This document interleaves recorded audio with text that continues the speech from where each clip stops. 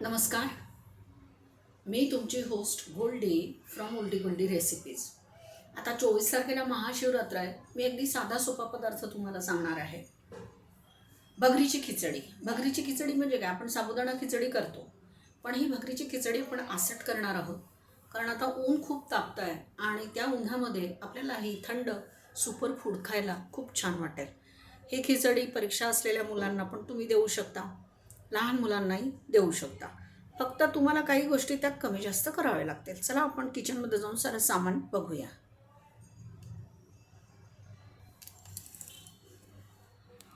भगरीची खिचडी करण्यासाठी मी या गोष्टी घेतलेल्या. बटाटे उकडून घेतलेत, मीठ, शेंगदाण्याचं कूट, हिरव्या मिरचीचे तुकडे, हे काश्मीरी रेड चिली, कोथिंबीर मी खाते आणि जिरं खाते, त्यामुळे या गोष्टी मी घेतलेल्या आहेत.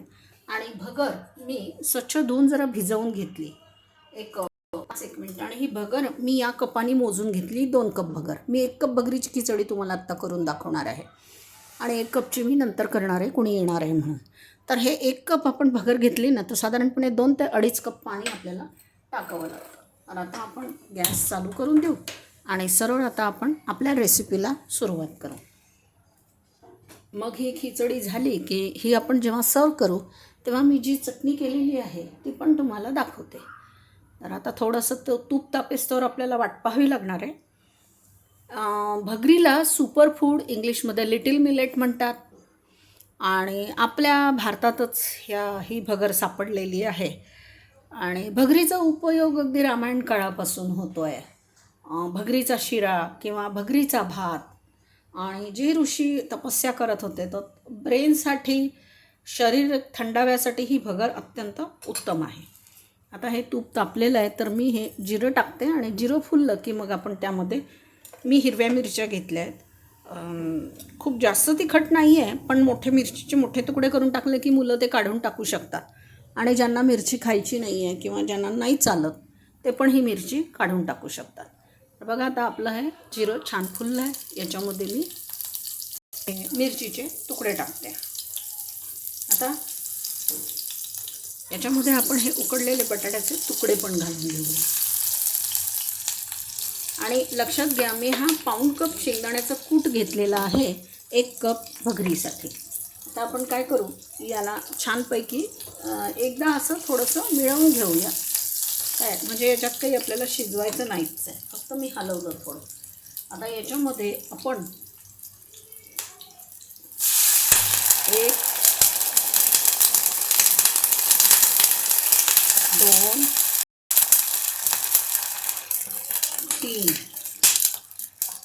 3 कप पाणी. आणि हे हे 3 कप पाणी, अर्धा कप पाणी मी बाजूला ठेवते. आता हे पाणी उकळू द्यायचं आहे. या पाण्यामध्ये आपण घालणार आहोत मीठ. भगरीच्या हिशोबाने मीठ घातलं आहे. आणि हे लाल तिखट फक्त रंग येण्यासाठी भगरीला थोडासा, बस. हे काश्मीरी लाल तिखट आहे तर तो तुमच्या लक्षात येईल. पाणी उकळल्यानंतर आपण आता ही जी भगर आहे ही 2 कप भगर आहे, तर मी बघणार आहे ही अर्धाच कप भगर मी यात घालत आहे. म्हणजे 1च कप भगर, सॉरी, ही 2 कप भगर आहे. मी अर्धी भगर घातली म्हणजे मी 1 कप भगर यात घातली. आता याला आपण छान मिसळून घेऊया आणि हिला छान शिजू द्यायचं. अगदी व्यवस्थित ती भगर शिजली पाहिजे. त्यासाठी आता भगरीवर झाकण ठेवते. अगदी 5 मिनिटात होते, फक्त भगर तुमची थोडी एक अर्धा तास भिजलेली पाहिजे.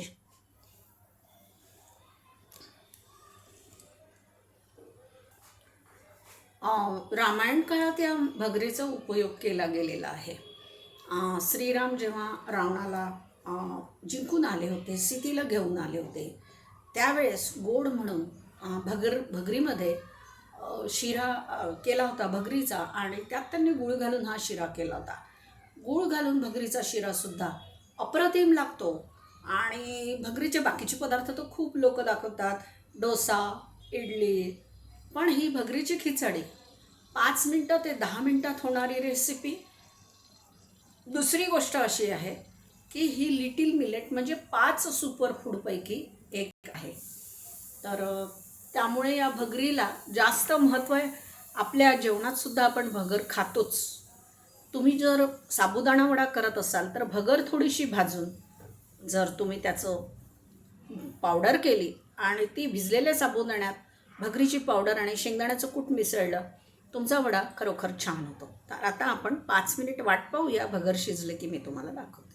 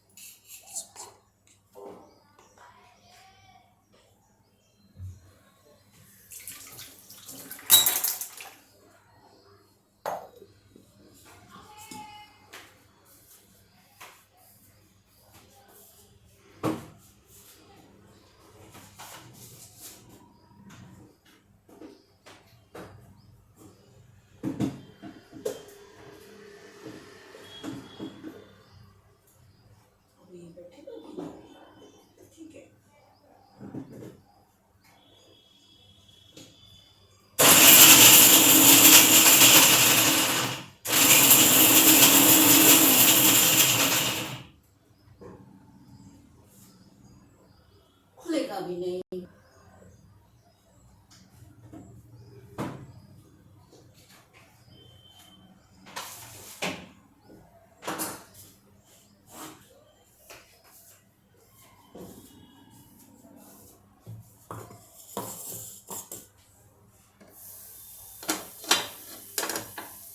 बस.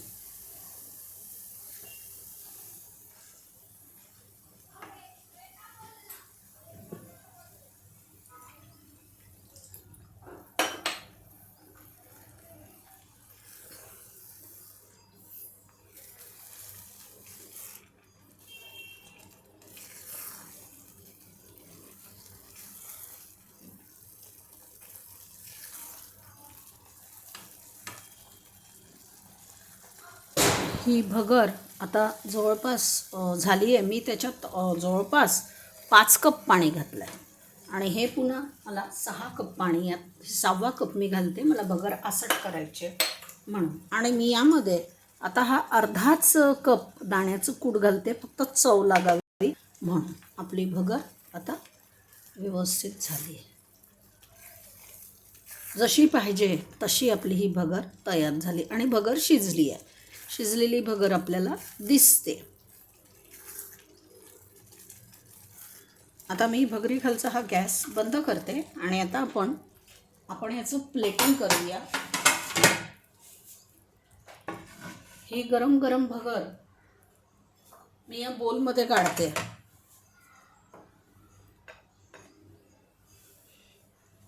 कारण भगर जशी जशी थंड होईल तशी तशी ती परत घट्ट व्हायला सुरुवात होते.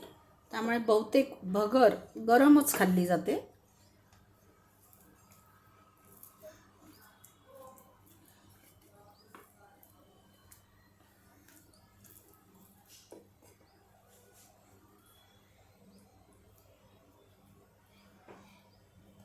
आता ही भगर 2 माणसांसाठी अगदी पुरेशी भगर आहे, भरपूर भगर आहे.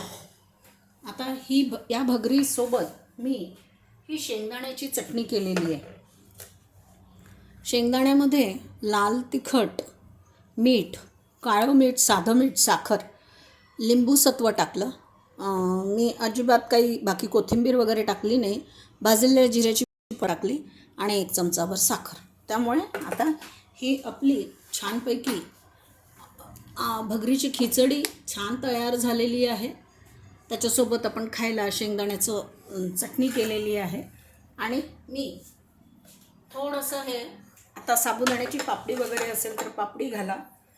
मी ही थोडीशी चकली होती साबुदाण्याची माझ्याकडे जुनी उरलेली, ती मी तळून घातली. त्या भगरीवर आपण आता थोडंसं कोथिंबीर घालूया आणि या भगरीवर थोडासा ओल्या नारळाचा मी आत्ताच करून आणला आहे तो.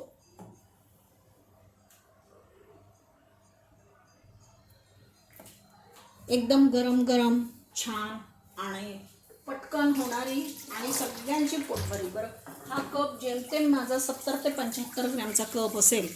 त्याच्यामध्ये बघा किती भगर झाली की 2 माणसं आरामात ही भगर खाऊ शकतात. तुम्हाला भगरीच्या खिचडीची रेसिपी कशी वाटली ते मला जरूर सांगा. तुम्हाला रेसिपी आवडली असेल तर माझ्या चॅनलला लाईक, सबस्क्राईब, शेअर, कॉमेंट जरूर करा. पटकन होणारी, अतिशय पौष्टिक म्हणून मी ही रेसिपी तुम्हाला आज दाखवली. तुमचे खूप खूप मनापासून धन्यवाद. तुम्हाला जर तुम्ही माझी ही रेसिपी अतिशय शांततेने पाहिली आणि माझा नेहमीचा फंडा बनवा, खा, खिलवा. तुमच्या गोल्डीला छान छान कॉमेंट्स जरूर पास करा. धन्यवाद.